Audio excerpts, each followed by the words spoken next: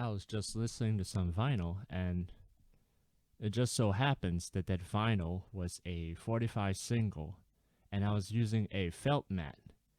So my clumsiest hands hits the tone arm.